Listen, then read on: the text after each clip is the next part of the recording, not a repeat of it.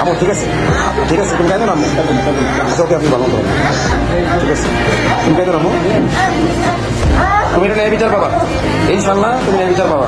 প্রিয় দর্শক মণ্ডলী, আসসালামু আলাইকুম। ব্লগার ভাই ইউটিউব চ্যানেল আপনাদের সবাইকে জানাই স্বাগত। পাশে যে ভিডিওটা দেখতে পাচ্ছেন, ছোট্ট একটা মেয়ে, মাত্র 13 বছরের একটা মেয়ে। এই মেয়েকে একজন হিন্দু যুবক টানা 2 মাস ধরে প্রাথমিক নির্যাতন চালায়, অথচ বাংলাদেশের মানুষ মুখে কুলো দিয়ে বসে আছে, সুশীলরা মুখে কুলো দিয়ে রাখছে, কোনো কথা নাই। অথচ এই ঘটনাটা যদি একটা মাদ্রাসার কোনো শিক্ষার্থী করতো, মাদ্রাসার কোনো ছেলে যদি একটা হিন্দু মেয়ের সাথে এই ঘটনা করতো, তাহলে বাংলাদেশের সুশীলরা আজকে একদম তছনছ করে দিত। দিল্লি থেকে বার্তা আসতো যে বাংলাদেশের সংখ্যালঘুদের সাথে কি হচ্ছে। এখন আপনাদেরকে আমি আরেকটা ভিডিও দেখাই, ভিডিও দেখার পর ইনশাল্লাহ বিস্তারিত আলোচনা করবো। এই ভিডিওটা একটু খেয়াল করে দেখি।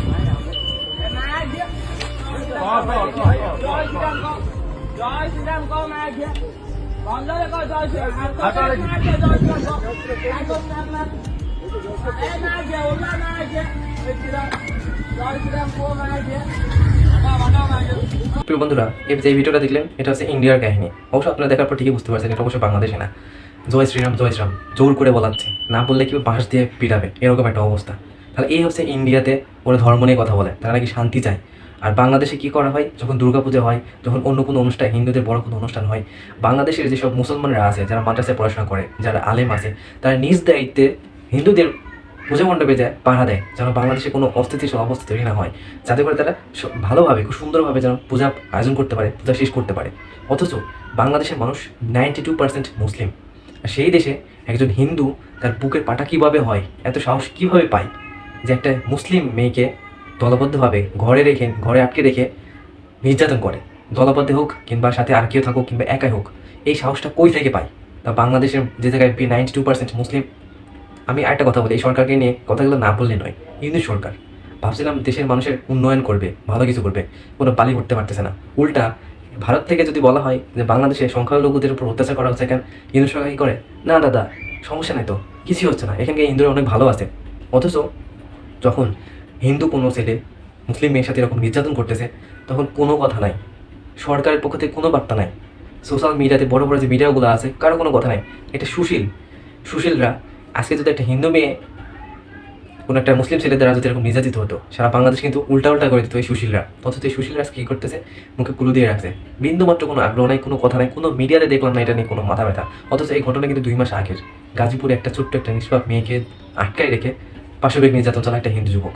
আপনারা অবশ্যই ভিডিওটা দেখেছেন, আপনারা হয়তো এই বিষয়ে অবগত, বাংলাদেশের অনেক মানুষই অথবা এই বিষয়টি নিয়ে অবগত। অথচ কারো কোনো মাথা ব্যথা নেই, কারো কোনো হেডেক নেই, চিন্তা করা যায়। অথচ আমরা নাকি মুসলিম, কোনো মিডিয়াতে সেরকম কোনো আলোচনা দেখলাম না, সেরকম কোনো কিছু দেখলাম না, কারো কোনো হেডাম নাই, মাথা ব্যথা নাই, কোনো কিছু নাই।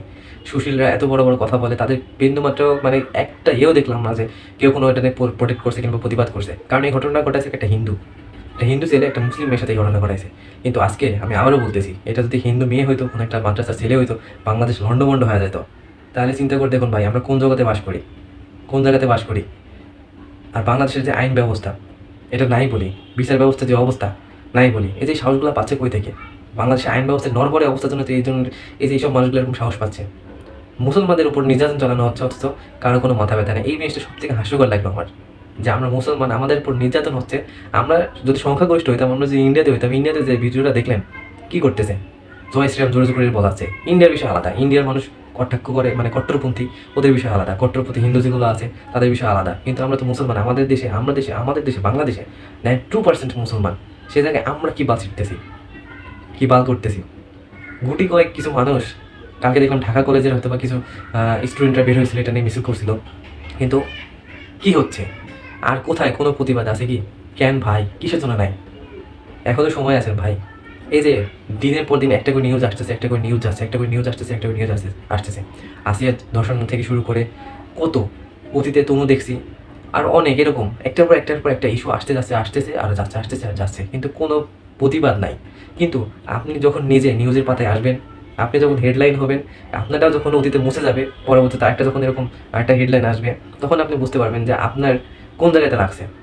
মানে আমরা যতক্ষণ না পর্যন্ত আমাদের কোনো কিছু আঘাত আমরা নিজেদের ফিল করি, আমাদের নিজেদের উপর কোনো আঘাত আসে, ততক্ষণ পর্যন্ত আমরা অন্যের আঘাতটা ফিল করতে পারি না।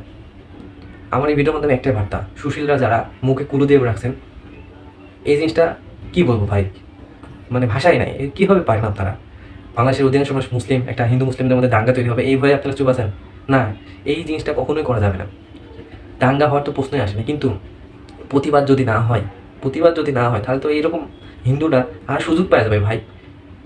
আজকে কোনো একটা মুসলিম মেয়ের সাথে এরকম খারাপ করতেছে, কালকে করোনা অবমাননা করতেছে, এরকম করতে করতে আমাদের মুসলিমদের উপর যে একটা আঘাত আসতেছে, এটা আমরা কেউ মানে রিয়েলাইজই করতে পারতেছি না, কোনো প্রতিবাদই নাই। খুব আফসোস লাগে একজন মুসলিম হিসেবে যখন দেখি যে আমাদের সরকার কিংবা সুশীলরা কিংবা বড় বড় মিডিয়াগুলো এই বিষয়ে কোনো মাথায় ব্যথায় দেখায় না, খুব খারাপ লাগে।